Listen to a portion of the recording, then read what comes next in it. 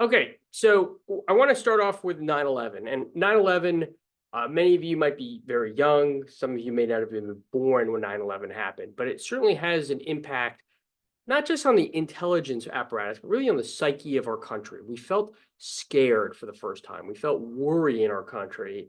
And that led to essentially a 20 years of counterterrorism operations that, as of 2023, is still going on. So when we talk about 9/11, we have to talk about it in the impact on our country's psyche, but we also have to impact the intelligence community. And many of the reforms and many of the initiatives that I'll talk about in a second all stem from 9/11. So before I get started on those, what I want to look at is, what do you need to cause a 9/11? And I've done red teaming in the past, and when you're doing red teaming, you look at the catastrophic event, whether it's a cyber attack, 9/11, terrorist attack, etc. And then you backtrack and you look at, okay, in order to have accomplished that, there are 10 things that the adversary needed to do in order to execute whatever crisis you're looking at. So I'm going to do that for 9/11 here. And just a couple of things. What you need is, if you are looking at a 9/11-like incident, you need a base of operations. Many of you probably don't remember this, but in Afghanistan prior to 9/11, Al-Qaeda had a very open network of camps that they were able to recruit, train, and plan operations from. And what this gives the advantage to the adversary is, if Osama bin Laden says, I've got this great idea for conducting a 9/11 attack, snaps his fingers and he could say, I want 19 of your best people to actually execute that attack. Well, if you have the network of camps and you have the network of people there, then you can do that snap of your fingers. That is why that having a base of operations was so important to conducting a complex attack like 9/11. Other thing, you need unfettered access to the United States. You need to be able to travel to the United States without worrying about further scrutiny, without worrying about your past history, be able to get a visa and be able to board a plane without worrying about being put on some sort of list and being flagged for further scrutiny. You need to move money back and forth with relative ease. That was, as you saw in the documentary, that was a critical importance for the 9/11 hijackers. They were able to get money. They were able to bring money back that they didn't spend. So being able to freely move money back and forth was a key point that the 9/11 attack relied on. They had living access, meaning that with their real names, they were able to rent apartments, get flying lessons, get credit cards, get gym memberships, all those things that you do day to day, they were able to do. And then finally, they had open access to the cockpit. Unlike now, there was no steel door, there was no flight attendants, there was no federal air marshals, so they were able to move against the cockpit with relative ease. All of the things were necessary for a 9/11 attack to happen. What I ask is, if you want to prevent a 9/11, where do you put your emphasis here?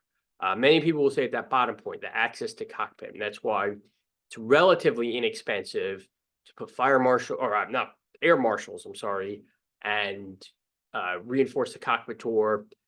Even if you don't do that on all flights, but you do it on a percentage of, you've impacted the decision cycle to conduct a 9/11-like attack. The one question I ask is, with all the reforms we've done, is a 9/11 attack still possible? And I'll leave that up to you to answer that. So was 9/11 an intelligence failure? You could see the argument in both ways. Not all bad things are intelligence failures. Bad things happen all the time. There's school shootings, there's criminal activity. We live in a free country. We allow travel. We don't live in China or Russia. You can make the argument that 9/11 was not an intelligence failure. And again, shadowy group of terrorists conducting an attack, not a military adversary, as opposed to previous case studies where it was a force on force. This was not as much harder to try and stop a shadowy group of terrorists than it is a military force or to spot. And again, we live in a free society. We don't live in Russia, China, where we can just stop people, where we want to stop people from traveling or coming here as students. We are a free society, so maybe it was an intelligence failure, but I would argue yes, because of these two people, Hamzi and Midar. As you saw in the documentary, these were two known terrorists, two known Al-Qaeda associates, yet they were still able to get visas, get into our country, board airplanes, communicate with from bin Laden's safe house, as you saw in the NSA documentary. And that, I think, is an intelligence failure. And I would argue this is a failure in the organizational theory of intelligence, that this information was known to certain aspects of our government, but it was not shared with the FBI, police departments, immigration and naturalization service. All the agencies that could have done something were not privy to this information. So I argue 9/11 is a failure in the organizational theory of intelligence. And then others have argued that we should have known, particularly the civil aviation community, should have known that an aircraft could have been used as a missile to conduct a 9/11-like attack. And the picture there is from 1994. The armed Islamic group in Algeria hijacked an Air France flight with the intention of crashing it into the Eiffel Tower. There were other plots to target assets on the American East Coast. And given that warning, there should have been better measures. Again, reinforced cockpit tours, federal air marshals involving the crew in stopping a hijacking or training the crew in these potential scenarios. That should have been part of the civil aviation community, and that should have been known. I'll let you make the decision whether that's good or not, or we should have known that, but that information was certainly out there. So how do you stop 9/11? Again, I just want to go some key points that the 9/11 Commission came up with. So there's general aviation security. Many of you do not remember this, but before 9/11, there was no TSA. It was just these minimum wage security guards at the airports, not trained, not aggressive, not tied to any kind of playbook to stop attacks on civil aviation. So there was a look at general aviation security. There was a look at putting air marshals, which we do now, cockpit doors. Right now, if you travel, the plane is already guarded by the drink cart, or the cockpit is. So these are all measures that, if implemented, could stop a 9/11-like attack. There was the FBI memo. Many, of Arabs trying to get flight schools. There's debate on whether this could have made a difference. The 9/11 documentary that you showed talks about it. But arguably, if this had been given much more information, there could have been opening multiple investigations, which may or may not, depending on the time of those investigations, have unraveled the 9/11 plot. UBL having free access to Afghanistan, and now I'm speaking in 2024. Afghanistan now is returning back to a haven of terrorism after the fall of, the fall of the Karzai government, or the government of Afghanistan into the Taliban. Arguably giving UBL that free reign in Afghanistan, again, as outlined in the documentary, was or preventing him from having that free access would have been a stopping block for 9/11. There's the 2 members watch listed that I just remembered, just briefed. Those were the fact that they were watch listed, the fact that they were communicating with Osama bin Laden.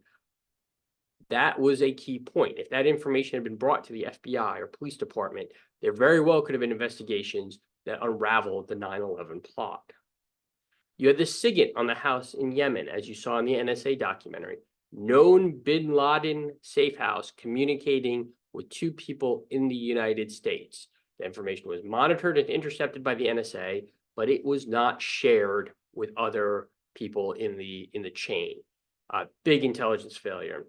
And then finally, local law enforcement. When I say local law enforcement, there was, again, one of the 9/11 hijackers was pulled over, but it was not pushed down that he was on a watch list, and the fact that he was let go.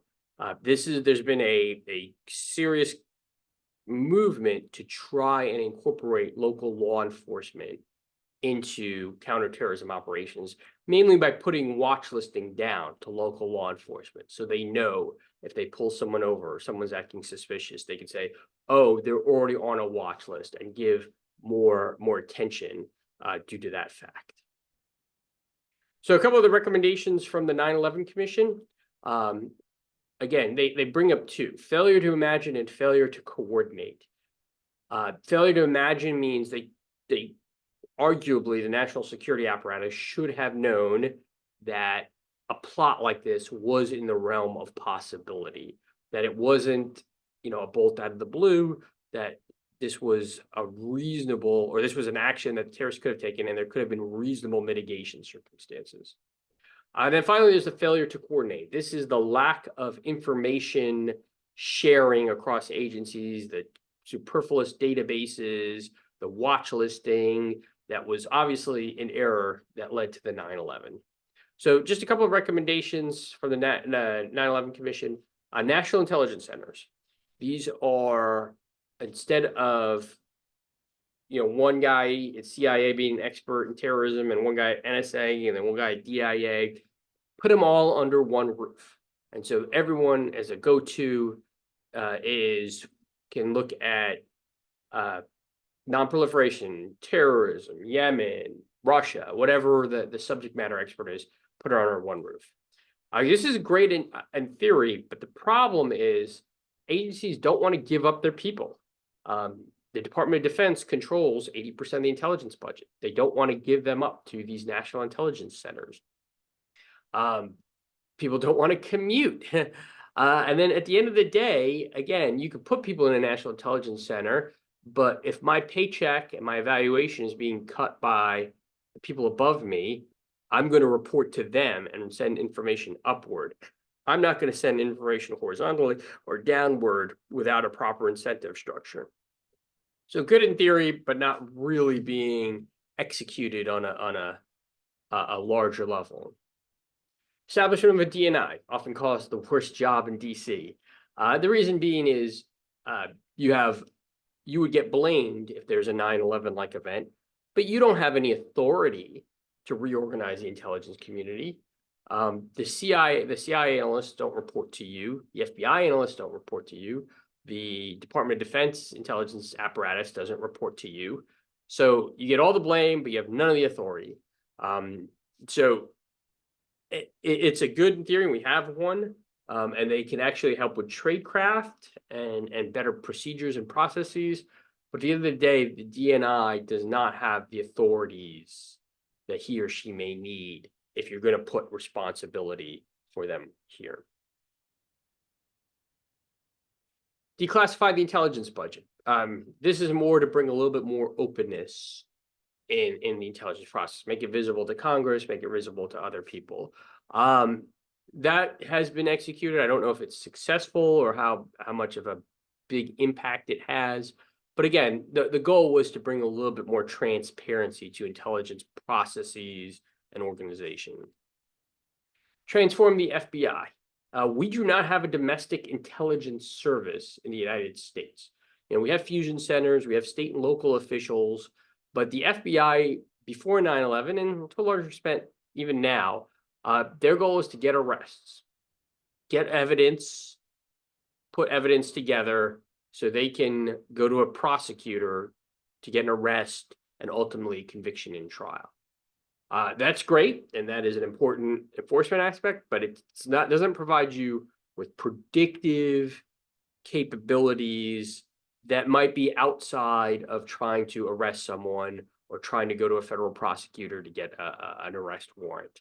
So the goal of the FBI was to be more analytical, be more predictive. A lot of it, again, has been established, but at the end of the day, the FBI is an organization. They're there to arrest people. They work for federal prosecutors who want to build a case to arrest people, not necessarily look at it from an intelligence perspective. And then finally, trusted information networks. This is the information database interchanging between across the government. This is where the National Counterterrorism Center, watch listing, others are actually established to make sure that, again, you wouldn't have a Hamzi and Midar being on a terrorist watch list, but still being able to get a visa and still being able to operate in our country normally. So that's where the trusted information networks come in. So there's, again, a slew of recommendations from the 9/11 Commission to prevent that.